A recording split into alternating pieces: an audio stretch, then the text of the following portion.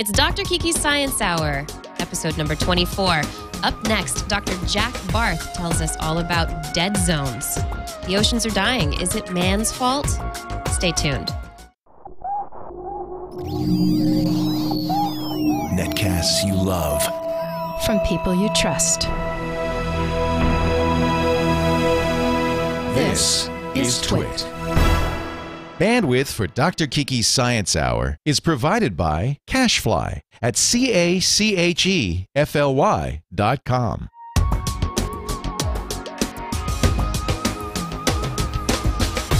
This is Dr. Kiki's Science Hour with Dr. Kirsten Sanford, episode 24 for November 21st, 2009, Dead Zones. Dr. Kiki's Science Hour is brought to you by the new voice-activated sync featuring hands-free calling, music search, and turn-by-turn navigation. Available exclusively on Ford, Lincoln, and Mercury vehicles. For more information and to enter to win a free Nano or Zune, visit syncmyridepodcast.com. And by listeners like you. Thanks so much for your contribution. We couldn't do Twit without it.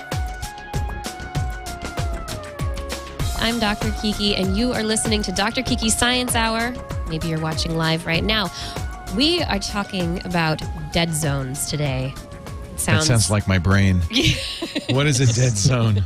Dead zone. It's your brain in the morning before a cup of coffee. Or now, yeah. It doesn't have anything to do with zombies. It doesn't have anything to do with the world apocalypse, the movie 2012, or any of these things.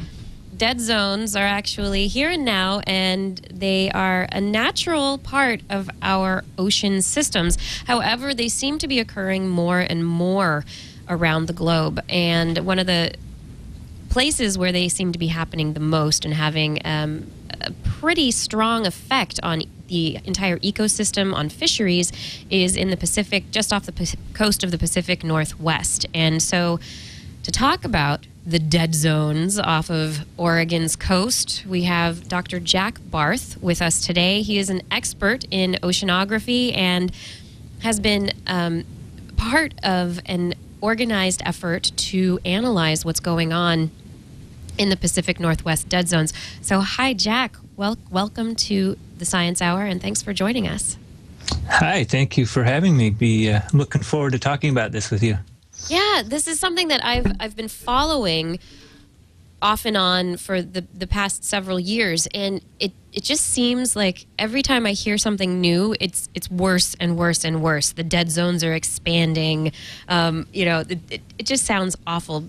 So to start, can you just tell us a bit, explain what dead zones are and maybe when we first started finding out about them? Sure. So a dead zone is a place in the ocean where there's really not enough oxygen for the organisms to live. So imagine a piece of the ocean that's got a healthy marine ecosystems. That's both the animals and the plants. And through a combination of events that I'll tell you about, it just drives the oxygen lower and lower. And eventually the organisms just get stressed out. If they can't flee, they'll start to die off. And that's where, with the big marine die-offs, that's where we call it a dead zone. So the question is, go ahead. Is the Pacific Garbage Patch considered a dead zone? What would that be? The garbage patch is actually a long ways offshore where I'm going to be telling you about. So that's out in the deep Pacific, and It's that big gyre that's holding the garbage in the center of it. Right. Yeah. I'm going to be telling you more about these things closer to the coast, where normally there should be a really healthy fishery, a lot of activity in the ecosystem. There's two kinds of ways the dead zones can be caused. So let's just do the basic biology.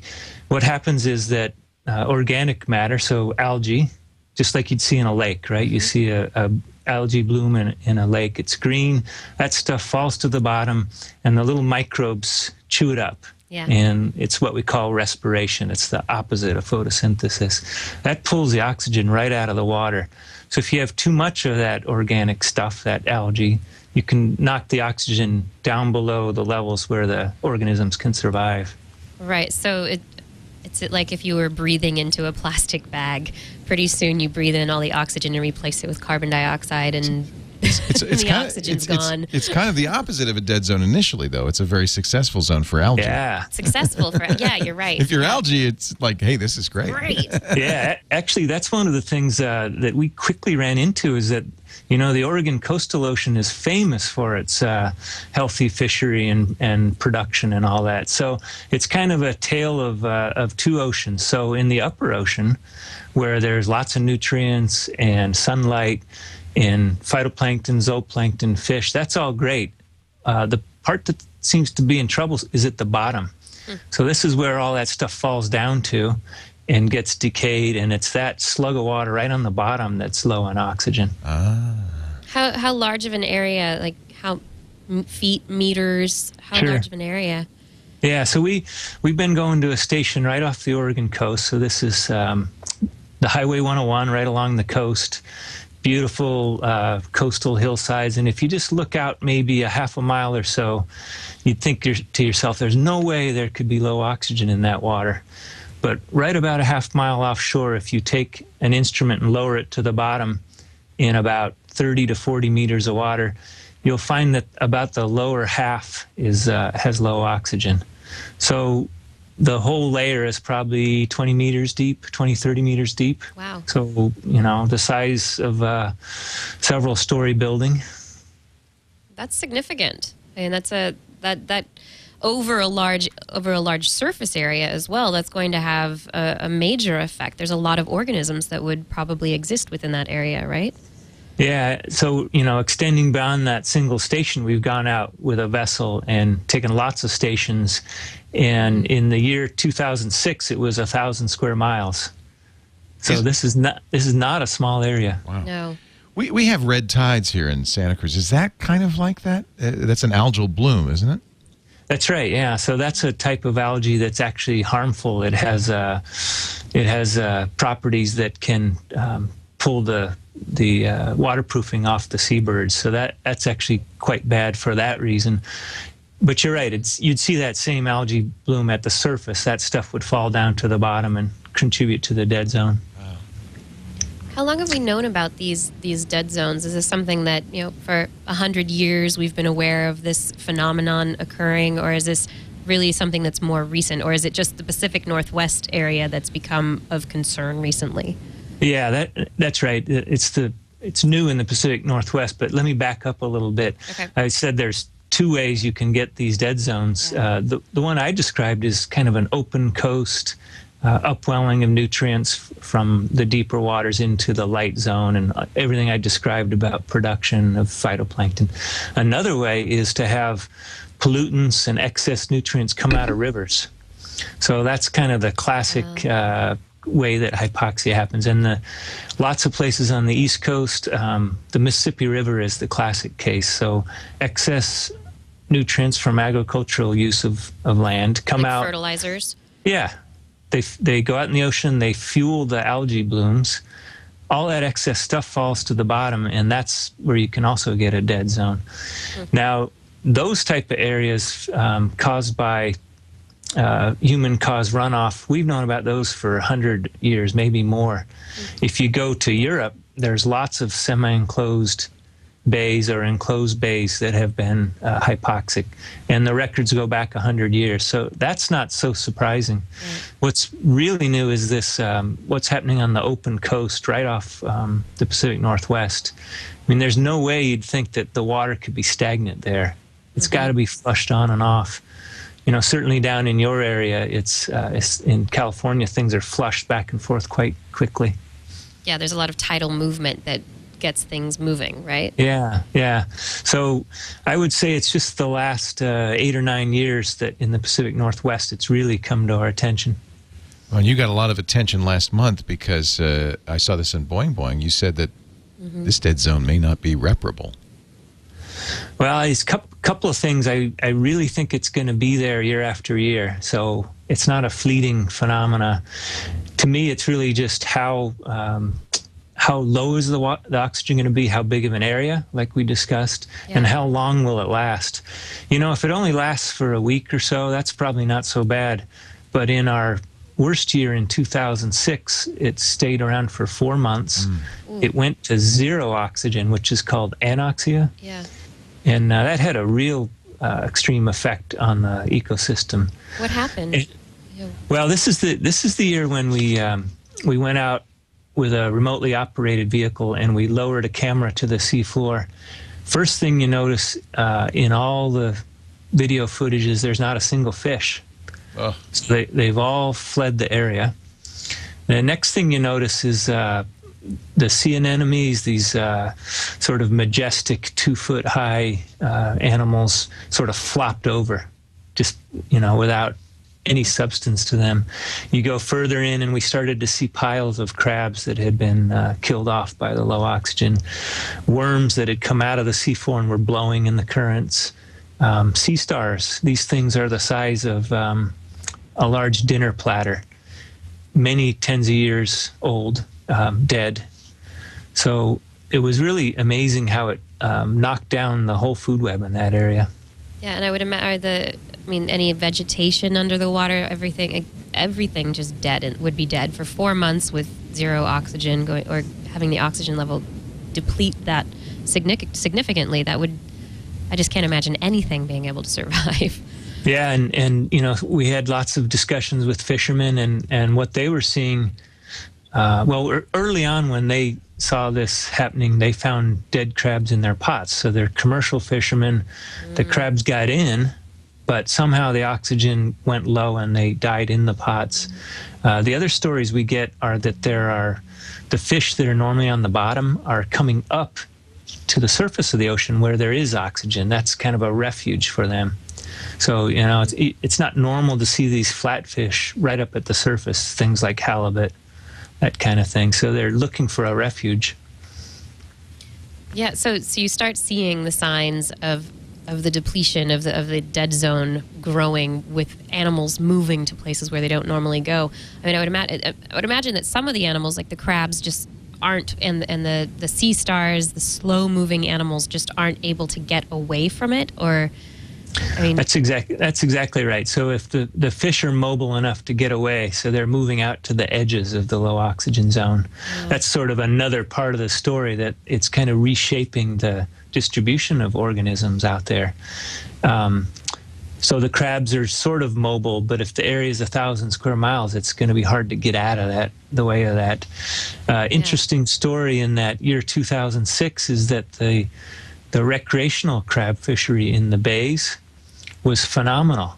And I was actually out there with my 8-year-old. We put our pots in, and in 10 minutes we had our limit with these giant plate-size Dungeness crab. Wow. And what had happened is all the crabs from the offshore had run into the bays, because that was a area where the oxygen was being mixed into the water. Huh. So with the I don't know how much you know about the physiology of the animals and how they're able to sense oxygen levels. Does the oxygen change really gradually over time, or is this a fairly quick change in the level? I'm just wondering if the animals can somehow get used to the low oxygen and then not realize there's not enough, and that's kind of how it catches them. Yeah, or give them enough time to react and get away. Yeah. Well, what we do know is that it does change rapidly, and not necessarily because of the decay of the organisms, but there's currents out there that are moving around pieces of water. So you can get a low oxygen slug of water pushed by the currents right over the top of you, and it could go from perfectly fine level down to a very low level quite quickly, say on the order of hours. So there's really no adjustment possible there. You kind of hit on an important point, is that there are organisms further offshore, a little deeper, that are perfectly happy in low oxygen water.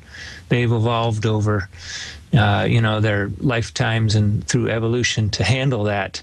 Yeah. It's the exposure of the ecosystems right up near the shore to this low oxygen that's kind of sending things out of whack. How do you study these dead zones? I think an interesting question. Now, you mentioned earlier when some robotic instruments that you use to do the studying. Can you talk a little bit about that? Sure. Well, I mentioned earlier that we went out in vessels, so I actually have to get up at 5 in the morning and drive out to the coast and go out on the vessel over the bumpy ocean and put the instrument down in the water, and I'll get back a number and learn a lot about that area.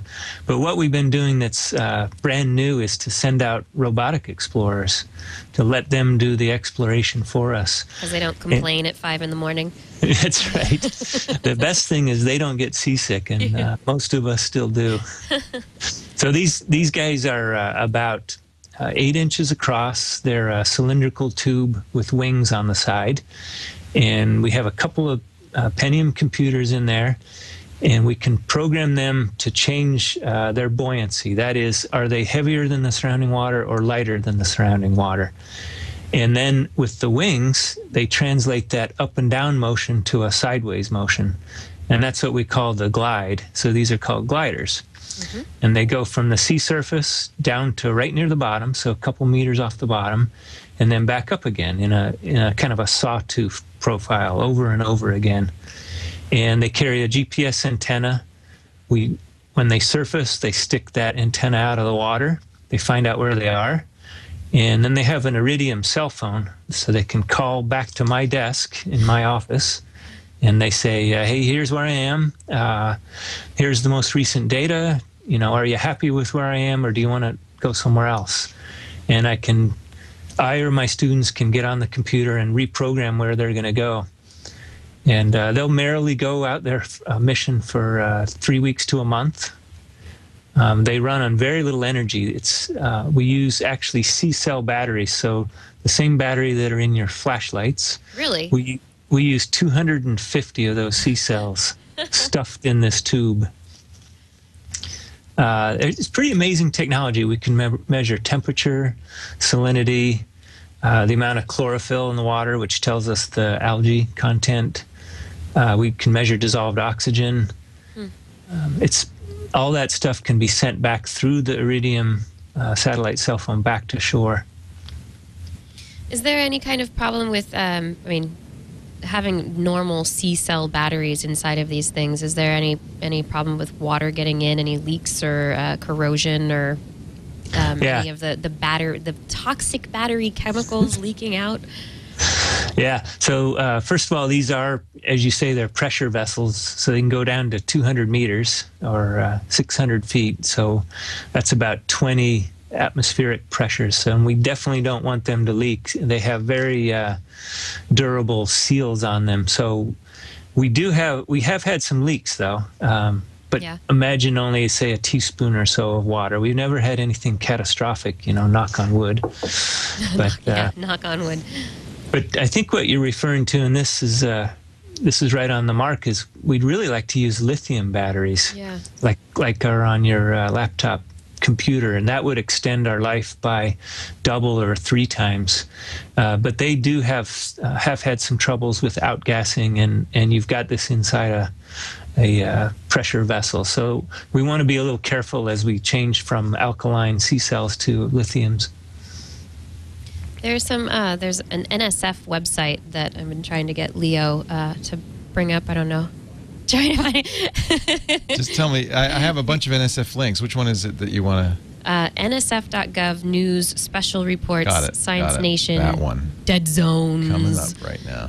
They did a very nice video on the dead zone work. So is part of this funded by the NSF, and it's the work that you're doing is in collaboration with, or is this how does that work? Certainly the glider work is mostly National Science Foundation funded. There's another organization called PISCO, which is Partnership for Interdisciplinary Studies of Coastal Oceans, and that's a group of us on the West Coast funded to look at these ecosystem questions we're talking about. And by NSF and PISCO support, we've been able to do all this great research. Yeah, there is a video that shows some of the gliders. Oh, are those fish? That's actually the intro screen, I think. If you just hit play, it should come up. A little bit. I'm sorry. Frozen it'll go. I'll But get there's it. I'll some- show it for you as soon as it starts running. Yeah, there's some video of the gliders and a video that they put together. Science Nation, NSF does a lot of work with Science Nation, and they do some great short science video programming. There it is. Yeah, I think. There we go. So this opens with a glider launch here in just a few seconds in.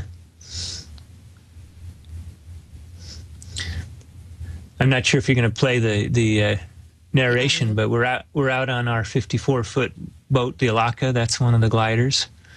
This is probably about a 5-foot sea or so, 5-foot swells. Do you go out in worse seas than this sometimes? We can handle about 10 feet or so. So what I'm going to do here is actually launch the glider. You'll see there's no propeller. Yeah. It's all driven by this buoyancy engine, we call it. So there it goes. And it'll come up to the surface here and just, well, they didn't hold it long enough. It bobs back up to the surface and puts out that antenna.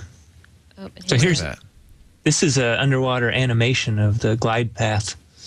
You can see we have Benny the Beaver, the OSU mascot, on there. Perfect. Go Beavers. And this is These a are- map of the expansion of the dead zones? Yeah, exactly. That was the 2006 and 2007 expansion. And this is some of that footage I was Oh, describing. that's so sad. Dead. Just a lot of dead. Oh, So these are Awful. Dungeness crab parts. This was with the Oregon Department of Fish and Wildlife. This is, all those red dots are hypoxic zones worldwide and so around. this is common all over the world. Let me go back to that. That's quite amazing. Yeah, that guy there is, so the reds are known hypoxia, the yellows are of concern. There's about 400 worldwide. Wow. And it looks like all off the coast of heavily populated regions. You got it. So of those 400, the huge majority are due to that river runoff I was talking about. And you said fertilizer, but is that the only pollutant? Are there other pollutants contributing to this? Well, I think those are the main ones, things like nitrates and phosphates that are, as soon as that hits the water, the algae can just go to town. What's good for the plant is good for the algae. Yeah. Yeah, exactly. Sad to say. Yep. Yeah, so it's a lot of this seems like it will be a matter of changing some of our farming practices, and not just in the United States but worldwide. Are a number of these dead zones also in wow, not in the droid. Here, give me Colleen's phone. I'm going to throw it out the window. Are a number of these dead zones in areas that are important in terms of fisheries? Because I know that's something in the Pacific Northwest. I mean, we have salmon. Salmon. There's some salmon there. Tuna fish. No, Drownfish, salmon. albacore tuna. Yeah. Many Well, fish. I'm glad you asked about the fisheries, and this is the part we know way less about, and we're really trying to get at that. And I can't do that work all by myself. We're partnering with the Fisheries Agency. So I mentioned Oregon Department of Fish and Wildlife, but the NOAA Fisheries is also doing a fair bit of work now, both mapping the low oxygen zones, but also doing trawl catches on the edges. I referred to the low oxygen areas and those edges where there might be more fish. So we're trying to get a sense of how the low oxygen restructures the ecosystem. This is just an animation of the algae growing at the surface, and then they fall to the bottom. And it's really that brownish green area that goes hypoxic or is the dead zone. It looks so pretty up on the surface. Yeah, this is the part of the video where I talk a little bit about how this might be related to climate change. How so? Yeah. Well, there's a couple things going on, and the two come together off Oregon. One is that we're receiving water up on our coast from deeper offshore, and that water has lower oxygen levels than before. It's going down ever so slightly. And that's consistent with the idea that as the global warming heats the surface of the ocean, you can't mix the oxygen from the atmosphere down into the deeper waters as efficiently. So the waters we're receiving on the Oregon coast are already lower in oxygen. The second thing that can happen is that the algae growth is fueled by these nutrients brought up from below, and those are brought up by the wind. And if the wind is strong and persistent, that is, it blows in the same direction for many weeks, it tends to lead to overgrowth of the algae and lack of flushing of those waters. And actually, if you go further south on the west coast down to California, the wind is more persistent and stronger. And we think, so this is where the climate comes in, that that area through climate change will migrate northward. So the California type winds will come up, into Oregon, stronger and more persistent. And well, the wind, but I think of winds as being mixers. So will they mix things better and just move the dead zones someplace else? So wind is great at mixing about the upper 20 meters, but it's not efficient all the way to the bottom. Let me explain how the wind brings up the lower waters. This is kind of neat. Yeah. So as the wind blows along the shore, and if you're facing downwind, the shore will be on your left. The water gets shoved to the south, but because the Earth's rotating, it spins off to the right from the Coriolis force. So that alongshore wind forces water offshore. And you can't leave a hole there, so it's filled in by water from below. So stronger wind, more water from below. And that water from below has nutrients in it that fuel these algae blooms. There are so many sides to this that seem to be coming together. It's are there different areas? I mean, you focus on oceanography. Are there other areas of science that are kind of feeding into your understanding of this entire system? Yeah, actually, this is one of I think, a great example of interdisciplinary science. So I've been talking about the winds, and we've seen some shifts in the jet stream and how the storms come across Oregon. So I have an atmospheric science colleague that gets involved. When we go into the dead zones, there's different organisms that can survive. A lot of those are these microbes. So our microbial ecologists are coming in with their DNA sequencing techniques. Really? So you can start to see how what organisms are successful and which ones are the losers. So certainly lots of oceanographers. You mentioned the fisheries aspects. There's also a big policy implication. That is, if we talk about the coastal ocean, there's lots of uses, right? There's fisheries, at least off Oregon, Washington, and California. There's been discussions of wave energy extraction. Yeah. There's navigation, all sorts of things. There's the idea of putting in marine reserves, that you might want to have some areas of no take that could help hedge against climate change effects. Yeah. Well, let's not preserve the dead places. Or you maybe... got it. You got it right on. So you better have a map of what's out there, right, before you start plunking down your marine reserve or your energy farm. Yeah. I'd like to take a little break. If you want to take a break, please do, Jack, because we're going to do a little commercial. Yeah, we have to thank our sponsor. Yeah, but and we'll get back to dead zones in just a little bit. More dead zones still to come. You took a little ride in the car earlier. I did didn't take you? a little ride in the car. Now, I'm not going to talk about the car. I know you like the car, no, but you're going to talk about. What about the stereo in there, this Ford sync system? The sync. Did you use system. any of that? Now, understand that what I have is a little different because I have the GPS screen, and so I have, like for instance, I noticed you were looking for gas prices. That was really great. Isn't that cool? We were looking for a gas station because you were low on gas. Yeah. Thank you for filling up the tank, by the way. We filled up the tank. And when you look for local resources, it tells you the best prices. You can get, say, fuel stations, right. And then it tells you where they are, how close they are, and the prices. And then you can get directions to it. Yep. Yeah, so you can get directions, and you can actually choose based on what price you're willing to pay for your gas. And it's all right there in front of you. It's really nice, yeah. You don't have to take your hands off the wheel. You don't have to take your eyes off the road. You just press that button on the wheel. Yeah. You say gas stations and gas fuel. I can't remember exactly. You say fuel prices, something like that, and it will.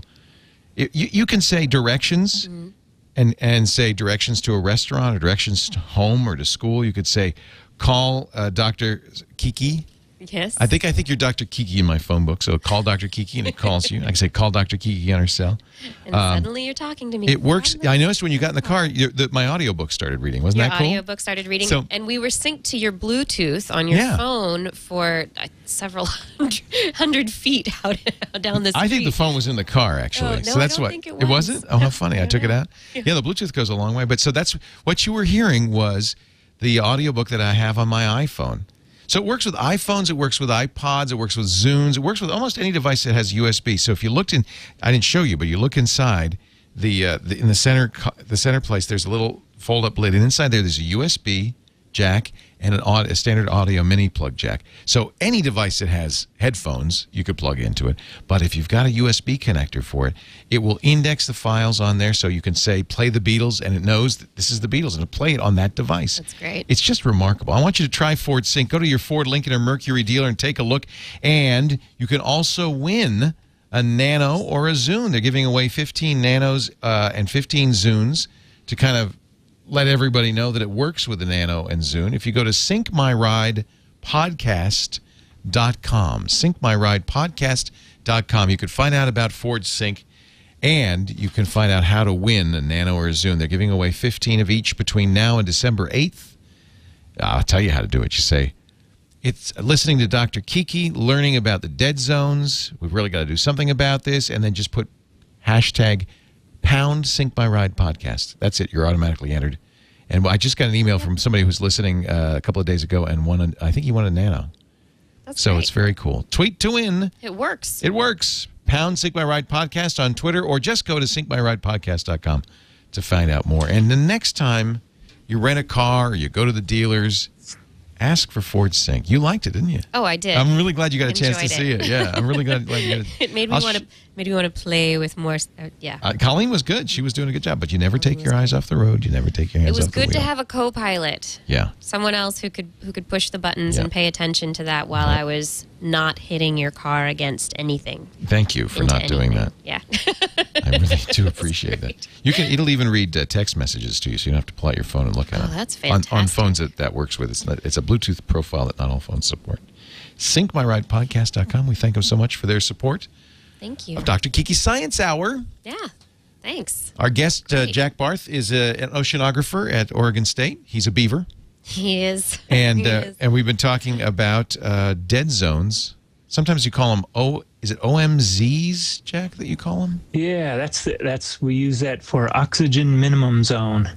That's an area that's a little bit deeper than I'm talking about, but yeah, oxygen minimum zones. Sometimes it's completely not merely minimum, but no oxygens and anoxia. Yeah, I talked about that anoxia, which we saw back in 2006. That was That's unprecedented. We looked at, I think, 60 years worth of data and could not see anything close to being that low. Wow. So this is new. This is man-made. This is not something that happens. It's not a natural occurrence in any way. Well, I think that, the jury's a little bit out on the man-made part. So what we see are these cycles I'm talking about getting more intense. The oxygen's getting lower. Yeah, because red tides have been around for forever, haven't they? And algal blooms of all sorts are quite natural. So this is something worse. Exactly. That whole cycle of winds and upwelling and algae blooms and zooplankton and phytoplankton, that's all a good thing. It's this sort of excess stuff falling to the bottom and decaying and hanging around. So I think it's really those two things. It's the oxygen going lower in the source, what we call the source water, and it's changes in how the wind is moving the ocean currents around. I should say there's two other places in the world that have this similar problem. One is the Peru-Chile coast, and the other is off South Africa, Angola, and Namibia. The one off Africa, that's called the Benguela Current. The one off South America, that's the Humboldt Current. And those are very, very similar to Oregon, Washington, California. They're what we call eastern boundary currents. They're on the east side of an ocean basin. They're very productive fisheries, every single one of them. But those other areas have a far worse hypoxia problem than we do. And it's related to how the large-scale ocean circulation works. So they've been dealing with this for hundreds of years. And we're just starting to see it up in our system. I got to go to the Canary Islands a couple years ago and meet with folks from all those other places.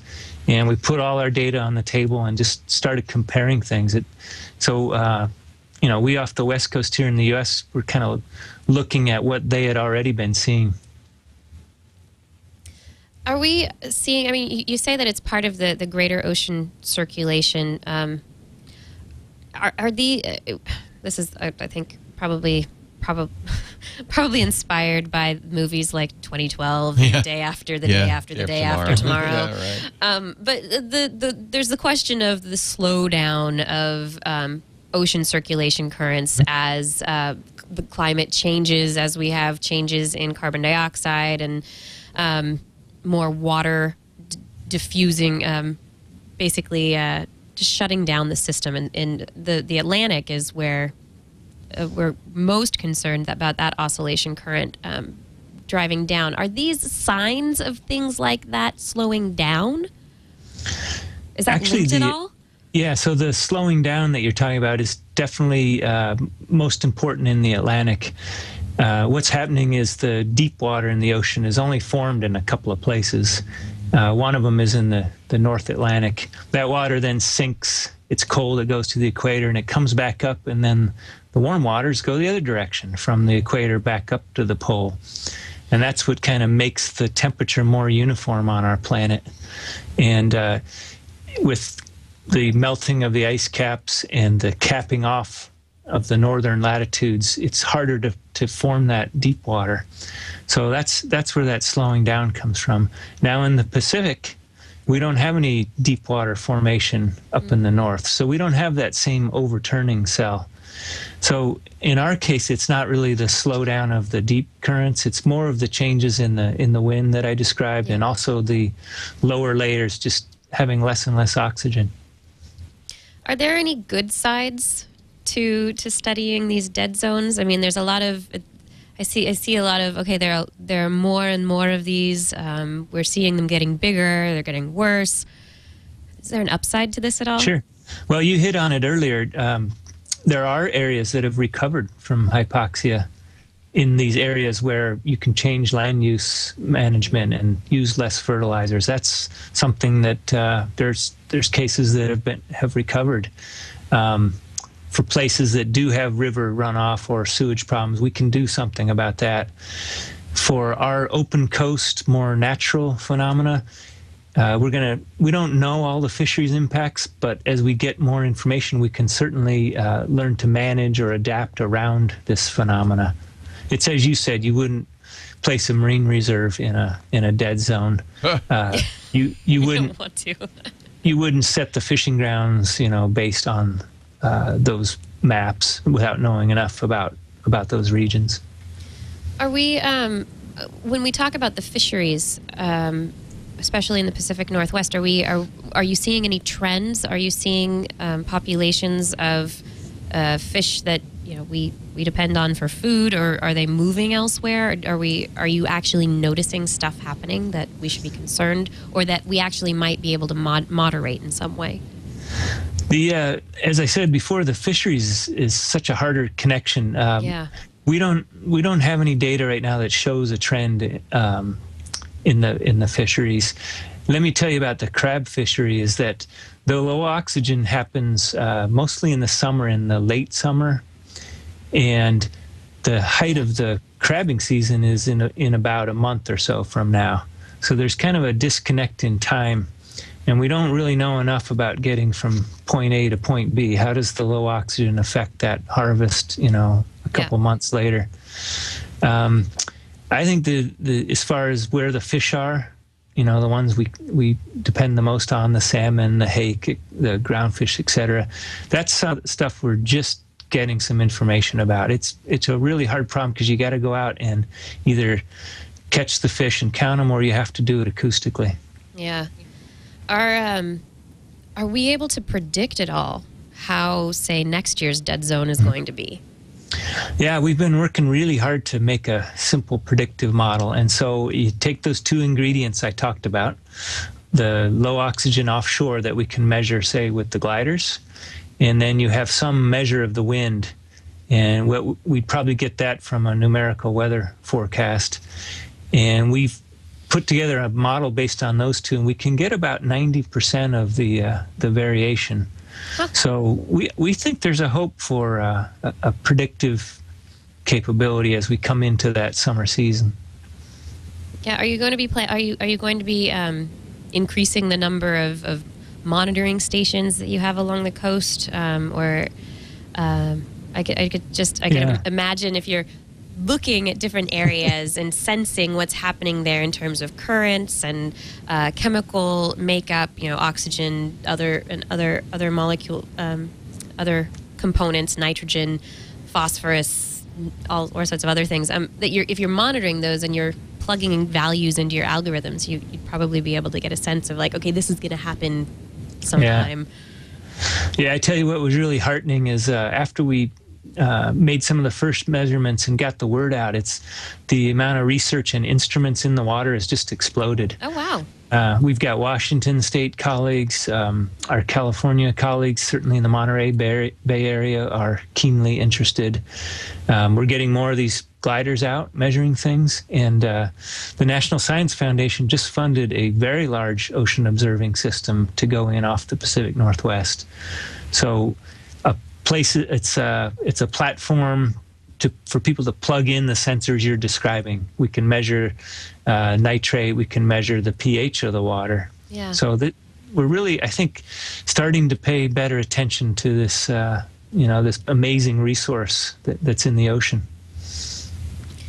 Do you think this is a turning point, noticing things like dead zones and even climate change in making people aware of the ocean more?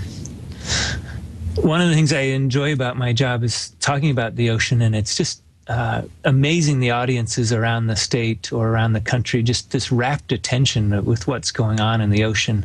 Yeah. And when you can show them the gliders, gracefully going through the waters and painting out this underwater picture, or you can show a video on an ROV, it just opens people's eyes and they get it, that this is a resource that all life depends on. And we know far less about it than we do about, say, the face of the moon. Which is amazing. We're sending all sort. I was just watching a spacewalk tonight, this morning, of the astronauts out fixing the International Space Station. We're talking about sending more missions to the moon, putting people on the moon, in Mars. But how often do we hear about what's happening at the bottom of the ocean? I feel like this kind of knowledge, these things like dead zones and the awareness of the plight potentially of fisheries, the ecological areas that could be affected, that it really is going to open up more people to understanding and even taking a look at this place that is so foreign. Well, and just as you're talking, via all this technology over Skype and, we're twittering each other, that robot, that glider that just went in, that data comes back and goes on the internet. And with that new NSF initiative, somebody in the middle of the country or some interested classroom, they're going to get that data, and they're going to really be able to key into what's going on out there. Yeah, that's really neat. Yeah, what are the systems on the glider that are actually uplinking you? Is it some kind of a satellite system? Yeah, it's a satellite cell phone, and it's the Iridium network, which is it's 20 or so satellites orbiting around the Earth, and basically it's global coverage. We pay 84 cents a minute. I know how much it is because we did interviews with Roz Savage as she rode across the Pacific last summer and this summer, and we used an Iridium phone. It was very expensive. It was extremely expensive. But I tell you, it really opened up oceanography. It's amazing. We can get data all over the planet now, right back to our desks. Yeah, it's truly incredible. I'm sure it's a fairly low bit rate because, you don't. Do you remember 9600 baud modems? Yeah, but that's still, think about where it's going. That's pretty good. Yeah. It'll get better. Do you have interfaces for school kids in the Midwest or landlocked areas? Are there actually ways for them to interact with the data now? Yeah, actually, again, NSF has invested in what are called COSEs. They're science centers based in the marine environment. And there's many different modules that the kids can plug into and see things like this. But the new Ocean Observatories initiative, that's one of the key things, is to develop those links and modules for kids and interested public. Interested people like... Yeah. Well, this video on the NSF site is really a great introduction to it. And I'm not playing the audio. I mean, Jack's talking on it and everything. But So we're just going to go out to about 50 meters of water. Oceanographer Jack Barth. it's really cool. It's well worth seeing. And I put a link in our show notes. And Yeah, the NSF this page, and there's some more multimedia resources related to these dead zones and to the science that's being done right now around them. I think this is just fascinating stuff. Thank you so much, Jack. You're welcome. I really enjoy talking about it, and I hope people can tune in and learn more. Yeah, is there anything that that you're working on currently that we can look forward to in terms of announcements or analyses? I think the biggest thing, as I mentioned, is building that observatory out in the Pacific Northwest. And so I think over the next couple of years, you're going to see a lot more coming out and made available. Great. That sounds exciting. I look forward to it. I want to hear more and more. Thank you again. Thank you so much for joining us. Jack Barth from Oregon State University, oceanographer and dead zone glider control man. we made a special short URL for Jack's page at Oregon State. It's bit.ly/Jack Barth. Yes. And you know what? I should also make one for that NSF video. But if you go to NSF and you search for dead zones, you'll find it. It's really a neat video. Thank you, Jack. Great. Thank you, guys. Great Enjoy to talk with you. Keep up the good work. All righty. Have a great Bye-bye. evening. Take care. Bye-bye. Bye. That's a little scary when you say the words dead zone. And then when you say, as this article, and even Boing Boing repeated it, said that the dead zones aren't going to get any better. Boy, that's really scary. Yeah, it's not. It's something that, like he said, part of it's natural, part of it's man-made. It's a question of how much of it is man-made. Right. You know, how are we affecting the equilibrium? Don't they call the oceans the lungs of the Earth? I mean, it's very important to our survival that the oceans thrive and survive. So, Oh yeah, I mean, in for so many reasons. ways. Yes, exactly. I was about to say the same thing. So many ways. So many reasons. Yeah. Yeah, I think this is something that it's an important thing to be aware of, and I like the idea also of getting people more and more aware of the oceans. Yeah. I talk about space a lot because space, the final frontier, it's so amazing, and I think humans should go to outer space. We should go to Mars. We should do all these things, exploring, but we also need to explore our own planet. We need to understand what's happening here. So, starting with things where things are going wrong, unfortunately, is a pretty good place to start, because if you can figure out why things are going wrong, you can hopefully figure out how to get them right or keep them in equilibrium in other ways. Absolutely. Yeah. This was fun. It was Thank you. episode 24. And next week on Dr. Kiki's Science Hour, we will be talking about science and the movies. Cool. Yeah, I like that. so, Especially since 2012 is out now. so I think talk that's about that. going to be... Oh, Good. no, not next week. Next week's Thanksgiving. Oh, yeah. We won't be here next week. Not going to be here next The week. following week. Rerun. Rerun next week. There'll be a rerun. The following week after Thanksgiving will be Science of the Movies. And then week after that, we've got the Science Comedian Oh, good. in studio. I hope he's funny. He's got a lot of... He better be funny. He's got a lot of, like, a Pressure's noble on. gas walked into a bar. Oh, dear. Oh, dear. I'm It's worried now. great. He's boring. He's not funny. Here's the not good funny news. At all. No, he's funny. Here's the good news. You can now not only watch the show as we do it live every Thursday afternoon at 3 p.m. Pacific, 6 p.m. Eastern. And I think if my math is a little thrown off by daylight savings time, but I think that's 2200 or 2300 thereabouts UTC. But you can also subscribe to the audio and now the video on iTunes, or at least any day now. If you're listening to this in audio, then it worked. Make sure you check iTunes any day now. We will have the Dr. Kiki's Science Hour. We'll start with this episode, but we have older episodes too, so maybe we can start to bring in some of the great shows you've done so far, Yeah, 23 other ones. There Yeah, are other ones. We have a couple of holidays coming up. Yeah, So so we'll put those in the mix, and then we're also going to try to do more Vidly questions. We have to figure out the best way to do that. Yeah, I think we have to get people to know that that's what we want. You know, so everyone who's in the chat room, everyone who's watching live right now, in terms of 2 weeks from now, science in the movies is the topic. We're going to be talking with Sidney Perkowitz, and he's a physicist. He's written some great books. But if you have any questions or any comments about a particular movie and science in the movies, you can go to vidly.com and you can record your comment. For next show. For the next show. Record your question, record your comment, and put the hashtag DKSH. So type Twitter that you've posted this. Yes. Put a link to the Vidly video. Actually, Vidly has that built in, right? Vidly has it built in for you to tweet your video. And then use pound DKSH, and that way we can find it. Yeah, I can find it. I just have my tweet deck set up so it just comes up automatically in the search for topics. I should do that too. Yeah. Yeah. So, and spread the word if anyone you know might like to make comments, because we really want to make this more interactive, and we think this might be a good way to get you into the show, especially if we're doing video, putting video Now's out. a good time before it becomes, everybody's doing it. It's the thing. Do it now while you be one of the first people. Yeah. And I am seeing actually quite a few people tweeting Dr. Kiki's Science Hour, pound DKSH. It's out there. Yeah. It's out there. So we'll keep using it, pound DKSH.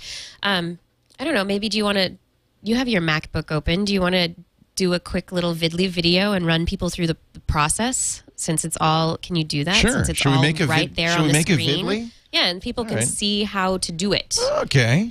Tutorial. vid.ly. We really like this one. They were one of the companies that used the word twit, T-W-I-T, in their name, and we asked them to change, and they did. And so this is really one reason that I'm really fond of vid.ly. Thanks, and Vidly. encourage you to use it. Yeah, thank you. Great guys. We had them on Net at Night, and it's a really easy-to-use service. Yeah. It says upload video or record now. So if you... Now, do you want to make an account first? Do you need to make an account first? You can... I'm going to use my Twitter account. Yeah. Yeah, and that way, and this is completely safe to do, by the way, and that way you'll be, kind of tied into your Twitter account. See how easy that was? automatically tied into Twitter. So let me record a new video here, and we're just going to say this is using Flash. So I click the allow button. See how it does that? It's and it recognizes your camera. It's saying and you can change if you want whether you want which camera and microphone. I just click remember, because then that way it's remember for Vidly, right? Maybe it's not going to do it. Maybe it's because I'm zoomed in. All right, but once you've got that set up, close. Now it tells you which video, which microphone. Quality? No, let's use maximum quality. Maximum quality, and save those settings. High quality. Hi, now, there's Leo. Here I am. Okay. Hi, everybody. How are you? Good to see you. Let's get some more light on the subject here.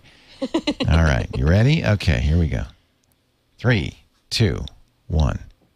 Hey, everybody. I'm just setting up my Vidly account so that I can ask questions on Dr. Kiki's Science Hour. You can, too. Just go to vid.ly, log in with your Twitter credentials, then create a video.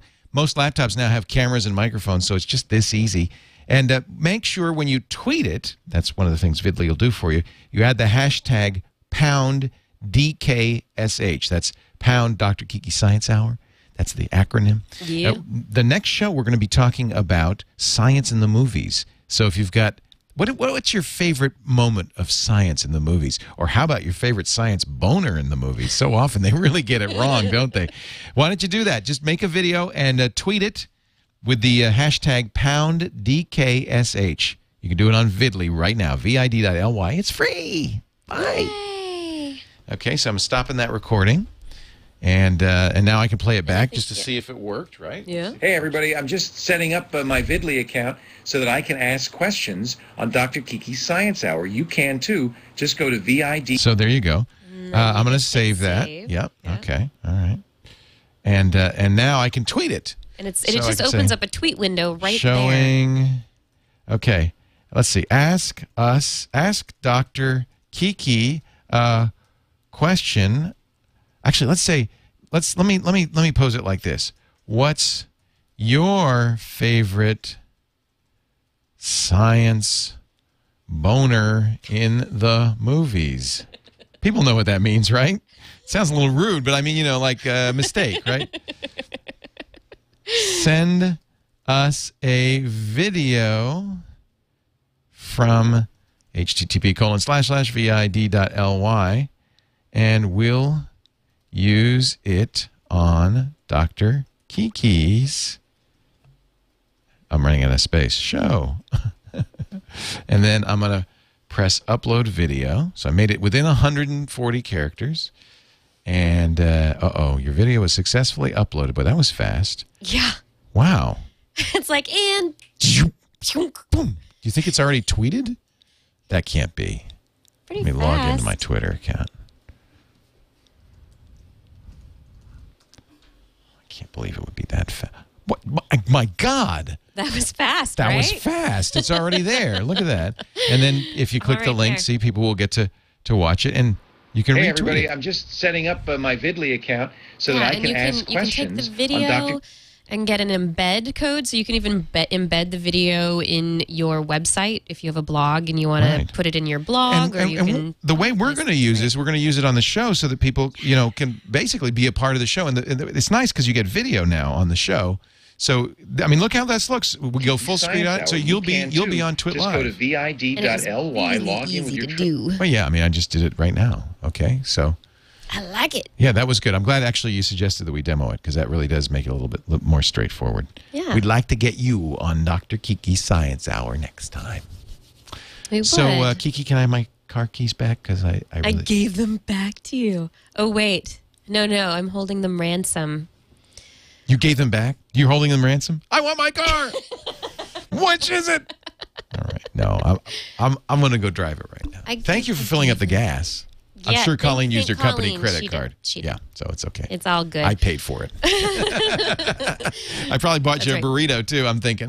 That's all right. Not me. No? All right. Well, next time, please do. Burritos are on me. Yeah, so... Until next time, you can find me at Dr. Kiki on DRKIKI at Twitter, on Twitter. You can also find me at drkiki.tv, which is my weblog, The Bird's Brain.